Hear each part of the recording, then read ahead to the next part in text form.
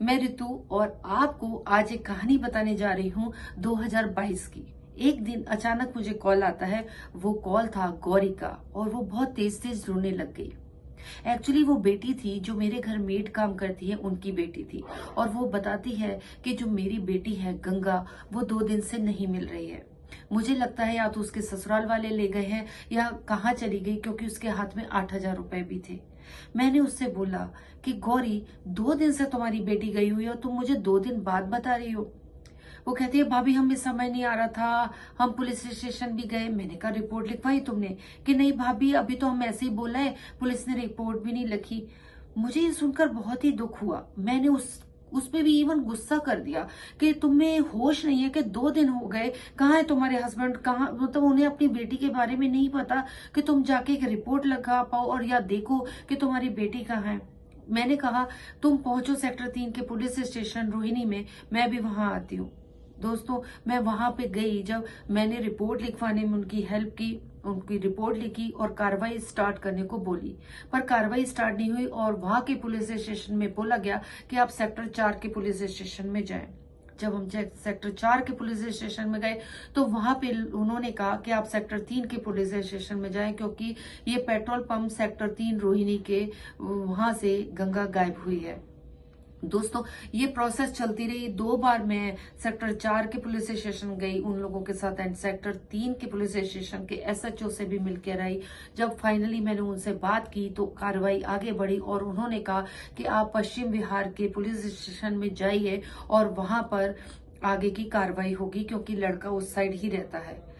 पूरी तरीके से छानबीन स्टार्ट करवा दी थी, क्योंकि मुझे प्रेशर करना पड़ रहा था, अदरवाइज ये कार्रवाई स्टार्ट नहीं हो पा रही थी।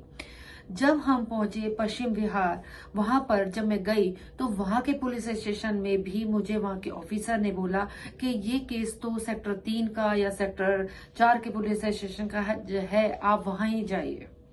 ये सुनकर मुझे गुस्सा आ गया और मैंने टेबल पे जोर से हाथ मार के बोला कि सर, आज मैं यहाँ बैठी हूँ और आज मैं उस लड़की का पता करवा कर ही जाऊंगी, तब तक आपको मेरी मदद करनी ही पड़ेगी, मैं यहाँ से नहीं उठ रही।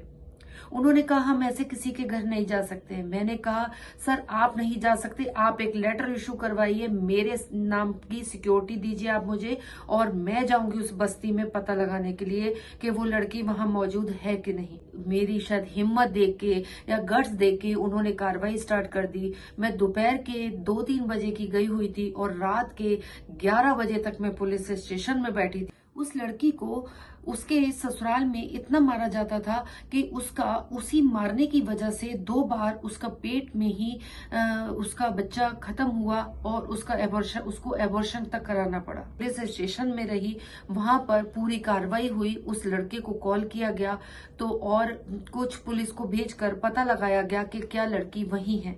दोस्तों, लड़की वो वहीं पर मिली, उसको पुलिस स्टेशन पे लाया गया, उसके सास ससुर को लाया गया और लड़का भी जो जॉब पर गया हुआ था उसको लाया गया।